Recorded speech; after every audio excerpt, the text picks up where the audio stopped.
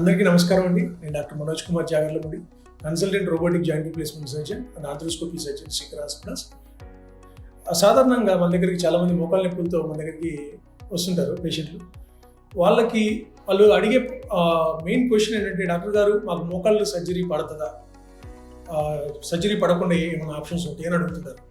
సాధారణంగా మోకాళ్ళ ఆపరేషన్స్ అందరికీ అవసరం ఉండదండి. మనకి సర్జరీ ఎవరికి చేస్తామంటే వాళ్ళకి స్టేజ్ 4 ఆర్థరైటిస్ అంటారు. మోకాళ్ళ అరుగుదల పూర్తిగా అరిగిపోయి వాళ్ళు 100 మీటర్లు కూడా నడవలేకపోతున్నాము, ఇంట్లో కూడా మనం అన్ని పనులు చేసుకోలేకపోతున్నాము.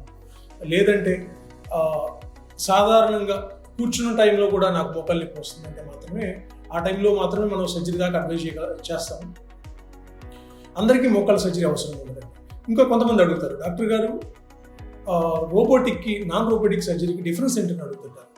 దానికి డిఫరెన్స్ ఏంటంటే, రోబోటిక్ నాన్ రోబోటిక్ మధ్య డిఫరెన్స్ అనేది, రోబో అనేది ఒక మిషన్తో మనము ఆ బోన్ అనేది కట్ చేస్తాం.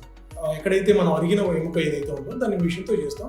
నాన్ రోబోటిక్ ఏంటంటే మన చేతితో ఇన్స్ట్రుమెంటేషన్ యూజ్ చేసి నాన్ రోబోతో చేస్తాం అన్నమాట.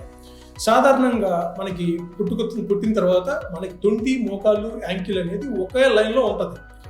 ఇదేంటంటే మనం ఆపరేషన్ అయిన తర్వాత ఇది మళ్ళీ అదే పొజిషన్కి మనం వచ్చేటట్లు ఆ సర్జరీ అనేది చేయడం జరుగుతుంది. ఇది రోబోటిక్తో యాక్యురసీ ఎక్కువ ఉంటుంది, రికవరీ అనేది తొందరగా ఉంటుంది, కండపోత తక్కువ ఉంటుంది. విత్ ఇన్ 1 monthలో పేషెంట్ బాగా నడిచే అవకాశం, మెట్లెక్కే అవకాశం అనేది ఎక్కువ ఉంటుంది.